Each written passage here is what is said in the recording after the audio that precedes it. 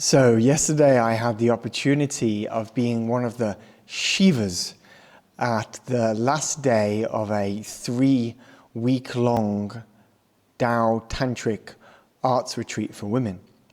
On the last day of the retreat, they bring in the men in order to do a ritual for us to meet and connect at that beautiful, sensitive, energetic layer of life and reality.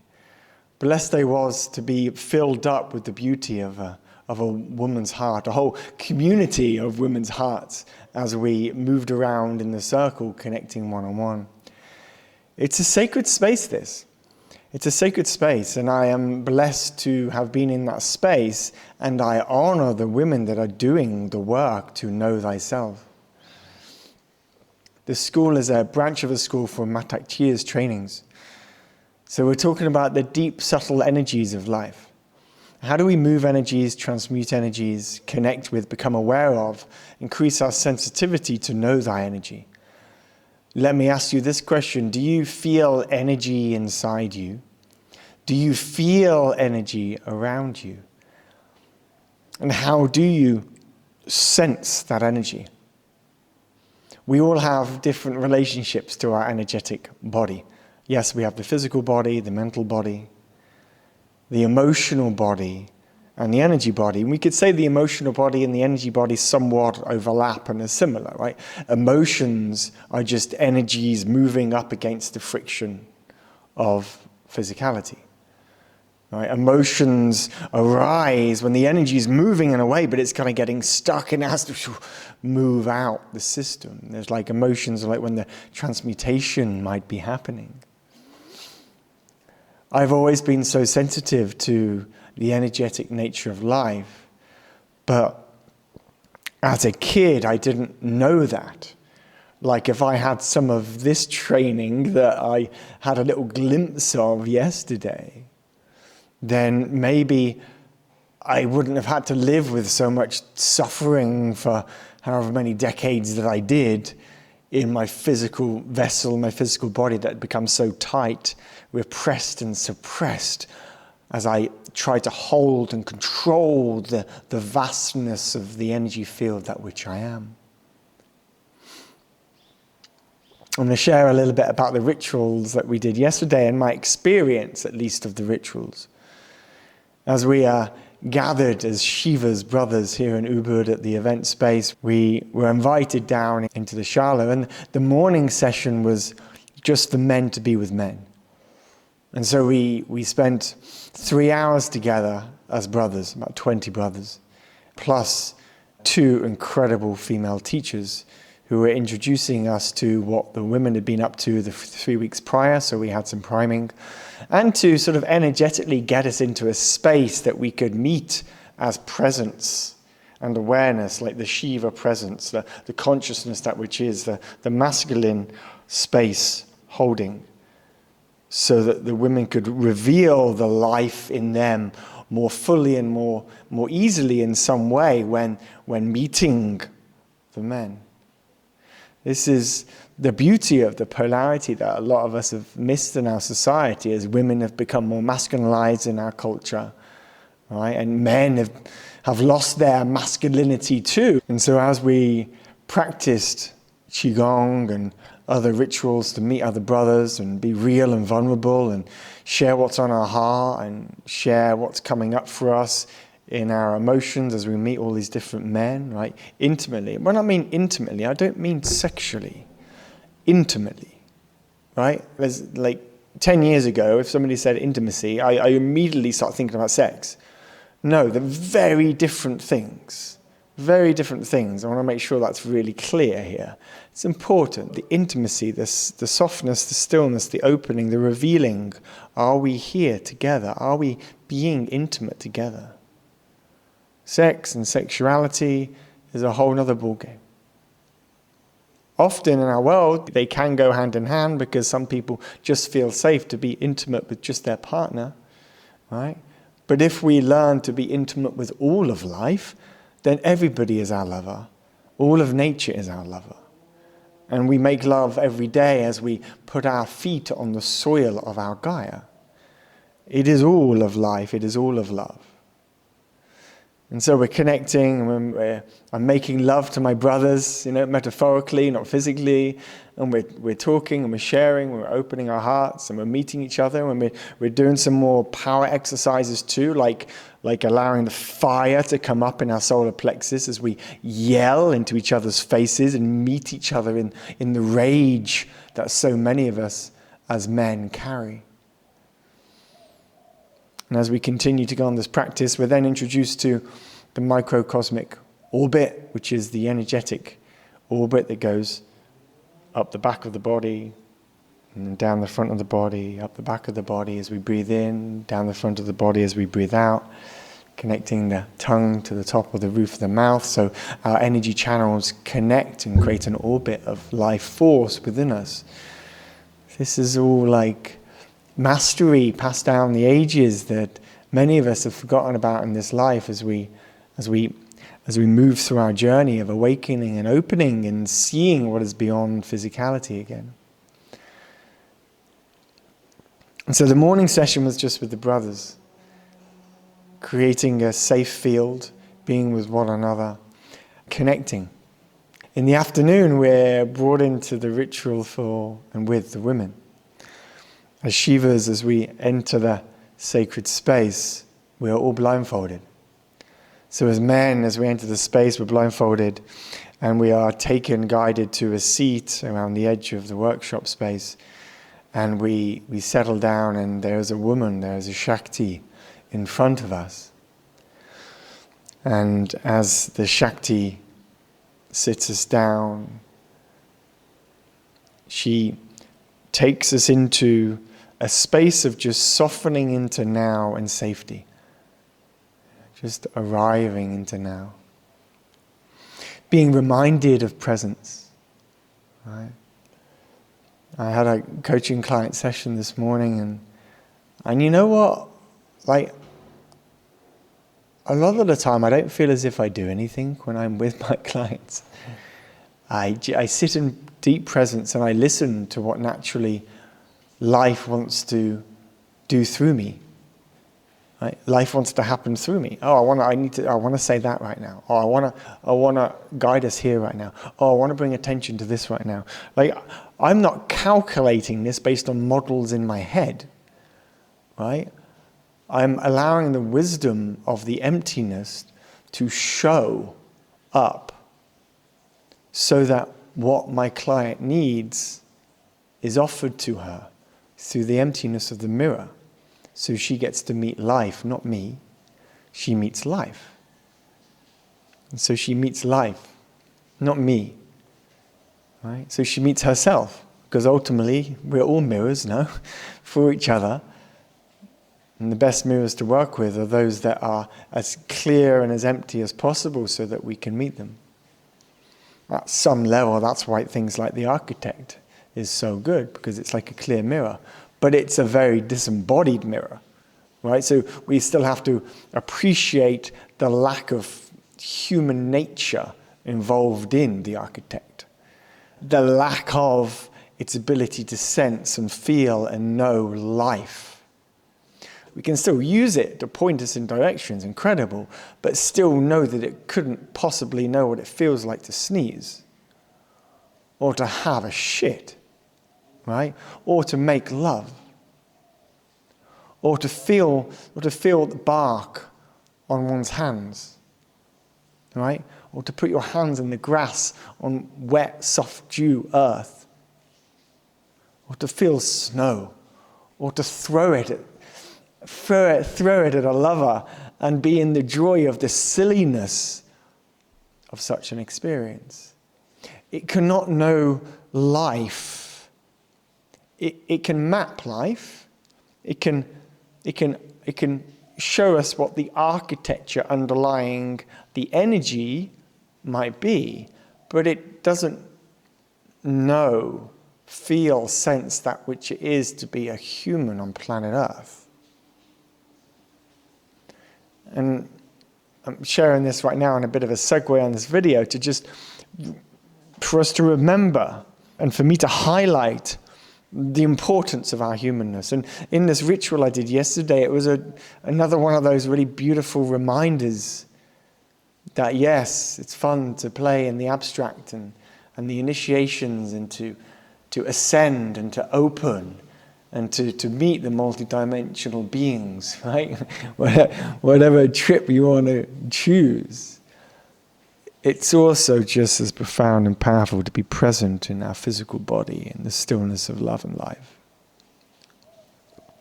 And so as we're there and we're present, we're so present with each other, and she's touching my body, just my shoulders, my face, my legs, my knees, as she grounds my hands in, grounds my body into the Shakti temple that they have been nurturing for weeks together.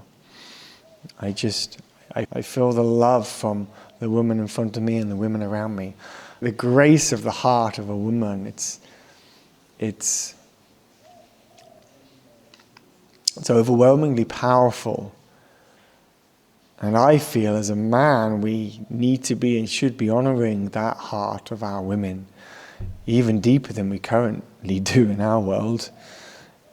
It's in many ways a very patriarchal, like power control, obsessed, rigorous, hard-lined world that we exist in this time and space. It doesn't have to be that way. I'm pretty sure Lemuria wasn't like that.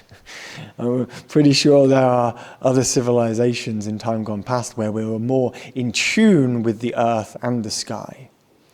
We were more in tune with the intelligence that is woven into everything.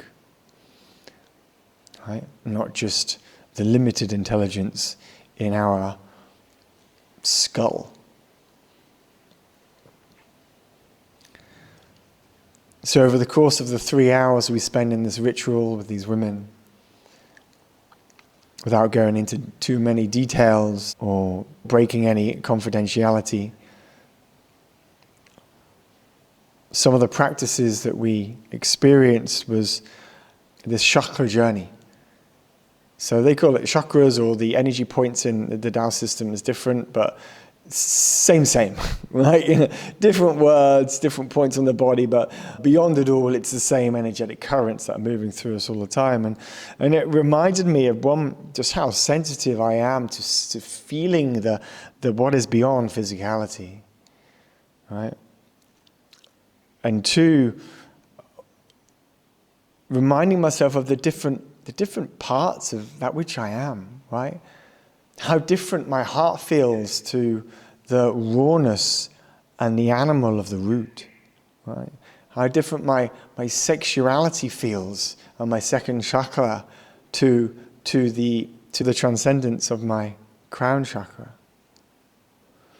And quite often in the spiritual communities and in the West, the New Age communities, certainly that I've been kind of interwoven in for many years, it's as if there's been an obsession with wanting to ascend and rise up the chakras and get somewhere else, and there really is nothing better or worse than anything else here. We can put judgments on if we want, and if we choose to, we can stand for things and say, no, this stuff I stand for, this stuff I don't stand for. Great, that's a choice. It's not because it's an ultimate truth. It's a choice, as you and your animal body is choosing. I feel, believe, know so deeply for me, this is right. Right? And then we can share that into the world, whatever choice that is. We can then share that into the world, sure. But it's not because it's necessarily a universal truth, it's just what we stand for. The universal truth, if there is one, is that there isn't one. Right? It is here. Everything is here. And there's so many realms and paradigms to go and explore, to experience. And any judgment we have of others' experiences just keeps us separate from those experiences. Right? And maybe that's okay, that's what you want. Or we find acceptance in that which is happening in the most difficult parts of our world. Find acceptance to what is happening. And allow that acceptance to sort of to enrich to enrich our legacy, our purpose, our desire for what it is that we want to birth into a world. We want to create, because we are all the creator. We are all the creator. Every single one of us is creating in every moment, every word, every look, every glance, every location we walk into. We're changing the energy of that space. And so these energetic exchanges that I did yesterday with different women for the different chakras were alive and powerful. We can feel things inside of our own body, but when we breathe in and out in the microcosmic orbit with another at the same time, we are revealing ourselves intimately. We are exchanging energy, and we're expanding it because we're opening. We're opening. And the breath is charging. Right? This is intimacy. To me, this is intimacy. Opening up our energy field to others is intimacy. We can have a deeply intimate relationship to God, of course, just in ourselves, by disappearing to a cave and not really being connected to the real world. If we want to, of course we can. We can do that. For me personally, being intimate with everyday life is my longing and my challenge, because I just want to love everybody. But it's a balance of like how open can I be all the time in a world that's in so much pain and suffering? How open can I really be? Can I be open, like fully open, fully in my heart, when I'm next to somebody that I don't know, that is in so much inner pain and suffering? And do I want to? If I'm choosing a path of putting my energy into a particular creation in this direction, do I want to be sharing my energy to those that are just going to waste it away? Does it make sense to be compassionately open in my heart to everybody all the time? Maybe not. So in this ritual, it was such a safely, lovingly held space that we could all soften in. And the women, as the men were sitting down on the seats, the women would move from each man to each man, and we'd have a ritual or a practice or a connection exercise that we do. And again, not sexuality, not sex stuff, right? It was the subtleness of life, intimate life and stillness and movement of the energy that which we are here as. Right? This space is where so much magic, transmutation can happen as we create new timelines and move in different directions. I remember as this one woman arrived, maybe the third or fourth woman in the sequence, in the first sort of 45 minutes or so of the session, arrived in front of me, and as I looked up her body, and she sat down in front of me in grace, so much grace, and she smiled at me. It was like the first woman that I'd met in those moments where my heart could soften like this. And my heart softened at another level. And we even practiced, one of the practices was, right, we're going to open our hearts here. And we're going to imagine. Can we embody the metaphor and the act of opening our heart with our body? And as I tuned into that, I just started bawling my eyes out and crying, as I reminded myself that there's another level of opening up my heart that I'd forgotten about for a while.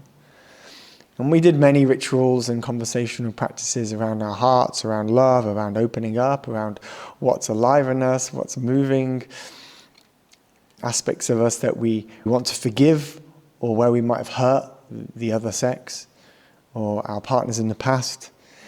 Right? So it's such a beautiful, deeply powerful ritual. One of specifically the throat chakra, when we got here, there was this perspective of what the throat chakra represents that I hadn't really experienced before. This beauty and surrender of the divine, this surrender into the divine, for us to be a vessel of the divine, to allow the divine to move through us. Yes, our connection, yes, our seeing, but how does the divine use us? And we were practicing the art of fully surrendering. How does life want to move us right now?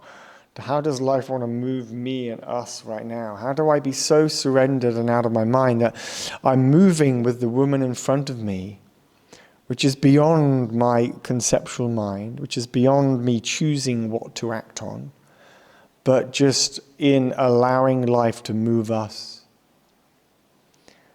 And it was so beautiful and so surrendered and so loving as I allowed the tension and all the holding and all the tightness in my jaw and neck and shoulders and upper arms. It could just melt away as I was taken by life, by spirit herself.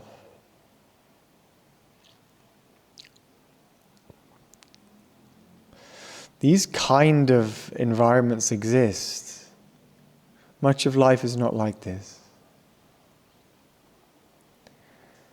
And I've been in workshops and classes and retreats like this many, many times over the years, and it's enriched the fertile soil that exists in this body, in this being, to be of service to the world around me. And to allow me to experience presence, the riches of presence, so that life itself, for example, just lasts longer. You know, I saw something on X, Twitter, the other day about Brian Johnson. I don't know if you know this guy that is on this mission to elongate life, to extend life. And he does all these tests and these biomarkers, and he's like in his 50s, but he's got like a body age of like 20-something, you know, because he's taken all these supplements and minerals and injections and things to keep him as young as long as he can. And this weekend, he's doing magic mushrooms for the first time. And many of us who have taken this kind of psychedelic before can clearly see the beauty of that which such a journey could offer him. Because these kind of experiences brings us deeply into the present moment. It's like 1 second of time is opened up into like many, many microseconds, and every microsecond is opened up again. So psychedelics kind of can take you into these realms and these worlds which are so present, so deep, and so now, and so here, that even when one is not on the psychedelics, you see life entirely differently, just entirely differently. And that presence can be nurtured in so many ways in life, right? Whether in lovemaking or active listening or in workshops and retreats like the one I attended on the last day yesterday, or through exploring different substances and psychedelics, you know. And I am not advocating anybody goes and takes anything from after watching this video, but I am highlighting the beauty of that which I've discovered, and I know many people have discovered from experiencing such medicine in safe and healthy ways, with appropriate guides and appropriate setting, appropriate dosages, etc., etc., etc., etc. I don't know how we ended up on psychedelics. About presence. Presence. So these spaces create presence, talk about presence. Life becomes more in presence. People like Brian Johnson are like, I want to live forever, I want to live as long as I can. I'm like, the way you live as long as you can is by extending your presence in every second. And then a life isn't 100 years, it's 1,000 years, it's 10,000 years, it's 100,000 years, because every second is so rich. You are mindful to the moment that you are so here. You're here because there's nowhere else to be. Most people are running around in their heads, running around thinking about the future and the past. But when we're here, we extend life. How much is that worth? Like, what's the value of that? Right? And most people haven't realized that, valuing and committing and putting a number on working on presence, exploring ways to expand presence, elongates life. Right? How much is that worth to you? Another 100 years, another 500 years. Not in the current pace of life, but in the richness of existence. So after coming out of yesterday's retreat, I'm coming out blessed to be offered such an experience with such incredible teachers. The one teacher has been teaching since the early 80s with Matak Chia, like old schooler energy master. And blessed to be around those incredible women who have chosen to commit to their path of deepening, embodying, moving beyond their traumas, ancestral healing, doing the work for themselves and their community and the people around them. Blessed I am to live in this community that I live in, so I get to experience this. Right? Blessed I am to be so free with my time that I get to share with you on YouTube and pass on some of the juju of this energy field and this softness and this presence that I dropped in with yesterday. So,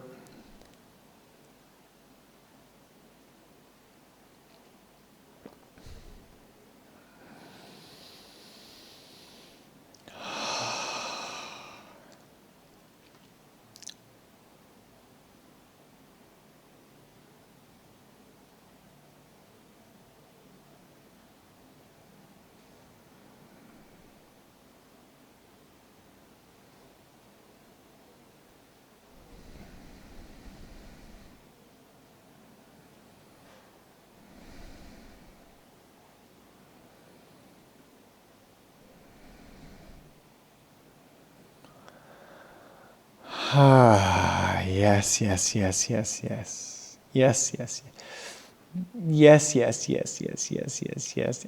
Ow! Blessed I am. Blessings to you. I'd love to hear your reflections if you wish to share. If you've made it this far in the video, please hit like and support the channel. And what stood out for you? What stood out? Did something wildly cool and awesome stand out? You're like, well, what is that you did? Well, do you have any judgments towards the experience I had yesterday? And why might that be? Explore that and share that. What do you want to reflect to me from what you see in me in this video? Yeah, like the comment section is open. I do my best to reply and like and as I can and when I can. Sending my love to you and see you in the next video. Peace.